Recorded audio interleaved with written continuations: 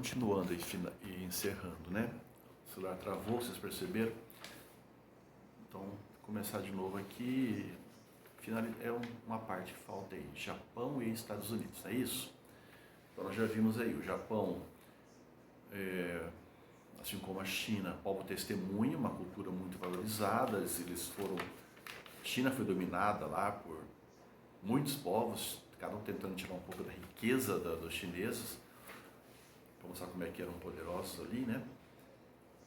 Mas levaram muita coisa, mas não conseguiram acabar com a cultura chinesa.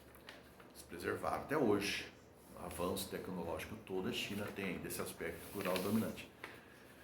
Japão também é um pouco testemunho, também tem uma cultura milenar. E eles tinham ali desde o século XII, né, até praticamente aqui o século XIX, um que chama de shogunato, uma forma de governo descentralizada e militarizada, com muita semelhança ao que nós conhecemos como o feudalismo. Aí destaque para a figura do samurai. Então, até o século XIX, pouquíssimo contato com os europeus ou os não japoneses. No século XIX, uma esquadra, vamos chamar de esquadra, né? Alguém pode chamar aí de sei lá do que, uma frota norte-americana, obriga o Japão a abrir o porto. Então, ele obriga o livre comércio, portanto, o livre comércio, ele é livre porque alguém obrigou, não é? Mas, de qualquer forma, dentro da mentalidade ocidental, né, essa pressão era legítima. Pois é. Bom, isso é 1853, livre comércio. Agora, como é que o Japão vai lidar com isso? Nós vimos forma de resistência de outros povos lá. O Japão vai usar uma forma de resistência diferente. Eles vão combater o imperialismo como o imperialismo. Como assim, professor? Eles vão se tornar imperialistas. Vai ser a forma deles enfrentar isso daí. Ou seja, vai acontecer uma revolução no Japão em que eles vão se modernizar, industrializar, centralizar e dominar outros povos. Então eles se tornam o imperialismo e vão combater o imperialismo dessa forma, sendo imperialistas. Tem vários filmes, inclusive, que mostram a relação entre China e Japão, destacando esse aspecto. A dominação imperialista chinesa, japonesa sobre a China. Claro que são filmes que estão mais voltados às artes marciais, mas você já percebe isso daí. A atitude japonesa se assemelha muito à dos europeus imperialistas. Bom, mas o que foi que aconteceu lá então? É uma revolução que vai dar início à Era Meiji. Eu falo Meiji, alguém pode falar Meiji, 1867 a 1902.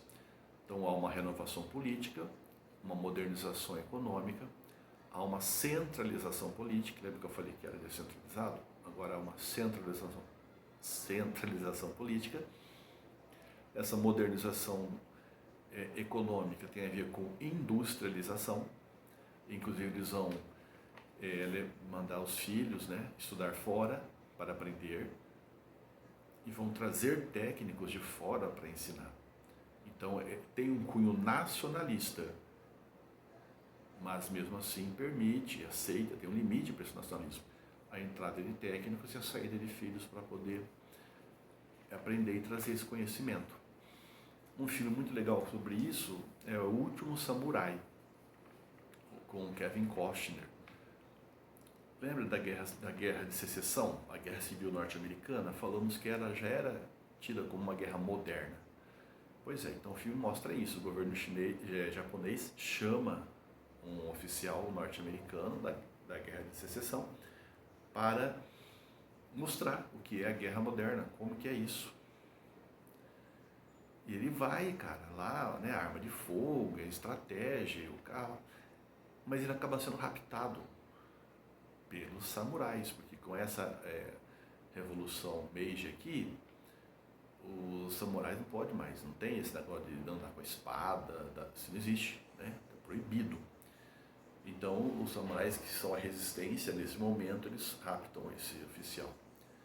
O legal do filme é que esse oficial, não vou contar o filme inteiro, esse oficial se converte, vamos dizer assim, a ideologia do samurai. Ele vira um samurai.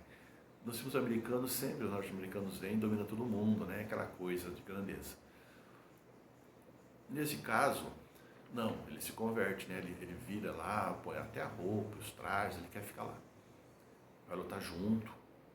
Agora é claro, né? Ele aprende a luta, né? Que os caras aprenderam a vida inteira, ele aprende e acaba sendo melhor que a maioria deles todos lá. Então já é o lance da grandeza norte-americana, né? Que eles querem impor. Mas o filme é interessante porque mostra este momento aqui. A era Meiji, centralização política, industrialização, contratos técnicos, etc. O Japão vai entrar em guerra com a China entre 1894 e 95, vai entrar em guerra com a Rússia. Então tudo aqui já imperialismo, né? Em 1904, 1905 ganha também da Rússia. O imperador desse processo aqui, o imperador Mitsuhito. E a penúltima parte aqui são os Estados Unidos. Então, os norte-americanos já estavam se industrializando. A Guerra de Secessão tem a ver também com esse industrialismo, né?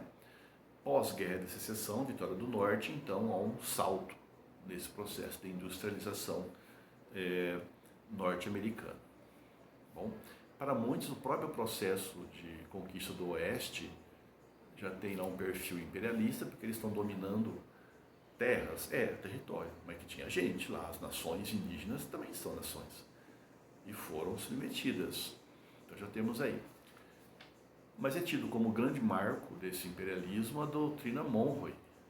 A doutrina Monroe, em 1893, falava em América para os americanos, até aí tudo bem.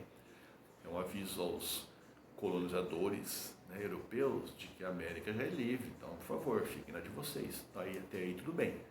Mas nas entrelinhas, a América para os americanos pode ser a América para os norte-americanos. Então já pode mostrar aqui uma intenção norte-americana de dominar essa área aqui, dentro daquele mesmo princípio, né, calvinista que norteou a expansão para o oeste. Em 1898, nós temos aí a conquista, uma guerra contra a Espanha, da qual eles incorporam Porto Rico. Eles vão apoiar a independência de Cuba. Interessante que eles vão apoiar a independência de Cuba e depois vão apoiar a independência do Panamá, né? Nas duas sem nenhum interesse, só pelo amor à liberdade. Será? A independência de Cuba, com a independência de Cuba, os norte-americanos ganharam um território cubano, que hoje é uma base naval, né? Uma prisão, na verdade, chamada Guantánamo, é o lugar lá. Essa prisão de Guantánamo é onde eles mandam aqueles que eles consideram terroristas ou inimigos da pátria, etc. Terrível lá, tortura e tudo mais. Lembro até que o Obama tentou acabar com aquilo, fez o que foi possível talvez, mas não conseguiu. Então ela é muito forte, porque também ela carrega um símbolo, né? Uma simbologia aí. Mas além de Guantánamo, o maior símbolo de que Cuba ficou nas garras dos Estados Unidos ao se livrar da Espanha é a emenda Platt. Como assim? O que é a emenda Platt? Você tem uma Constituição no seu país. Então os norte-americanos fizeram uma emenda à Constituição lá no seu país, lá no seu Congresso, mandou para Cuba, coloca na sua Constituição. Então que independência é essa? E aí Cuba colocou essa emenda que praticamente autoriza a interferência militar norte-americana em Cuba se os interesses norte-americanos lá forem de alguma forma prejudicados. Então, se isso aí não é imperialismo, o que seria, né? Pois é, mas no Panamá foi a mesma coisa, né? Ao ajudar lá a independência do Panamá com relação à Colômbia, eles acabaram conquistando ali o direito, né, da construção e o uso do tal do Canal do Panamá. Só que aqui já está fazendo parte de uma sequência dessa ideologia, né? Os norte-americanos têm essas doutrinas, né? Aqui é a famosa doutrina do corolário Roosevelt. Roosevelt tem dois Roosevelt, né? Esse aqui é o ruinzinho, tá? Ou bem ruinzão, né? Essa doutrina praticamente justifica, consolida, né? Dá mais força ao intervencionismo norte-americano, também conhecida como a política do Big Stick, ou seja, vamos conquistar na conversa, porque somos amigos, ou vamos conquistar com esse porrete que eu estou usando aqui para bater na tua cabeça. Política do Big Stick, política do Grande Porrete, 1901-1908. Tem alguns detalhes aqui, mas acho que já tá bom, tá? Qual que é o final? Ele faz uma diferença, aqui no texto nem aparece o final, no texto sim, no esquema não. Mas tem que saber a diferença entre esse capitalismo formal e esse informal. Então o formal é esse, que está lá, que foi feito pelos ingleses, depois norte-americanos, até japoneses, sobretudo na Ásia e na África, onde há ocupação, tem o viés militar muito forte, dominação econômica, política, tudo junto. Isso que nós já acabamos de ver. E tem aquele mais informal, que é a dominação que se faz em um país que é independente, que vai continuar independente politicamente, mas ele é submetido economicamente. Então é aquilo que aconteceu ontem, né, na América Latina, tá? Que saiu das garras espanholas, inglesas, portuguesas e ficou sob domínio de outros. Então, aqui é a dominação mais econômica, tá? O exemplo, inclusive, que há diferenças aqui na parte norte ali da América Latina, México, aquela América Central, a dominação é do capital norte-americano. Já na América do Sul, por exemplo, Brasil, pensa no século XIX, né? Brasil, Argentina, capital inglês, tá? Dois exercícios aí, na página 360. Um que tem esse esses dois mapas da África. Em um deles aparece os animais. Então, quando falamos em África, para muita gente, a primeira coisa que vem na cabeça é o mundo selvagem, né? E o outro que mostra a população. Então, ele quer que você explique isso daí. Eu vou mandar a foto aqui da explicação sugerida, mas dá já para você identificar. Na primeira imagem você vê aqui o predomínio do que é exótico, diferente, o mundo selvagem, né? Girafa, zebra, etc. Que não aparece gente, né? Como se estivesse apagando a presença humana aí. Enquanto que a outra mostra justamente uma grande diversidade, né? Muita gente aqui, diversidade humana e com certeza também uma diversidade cultural.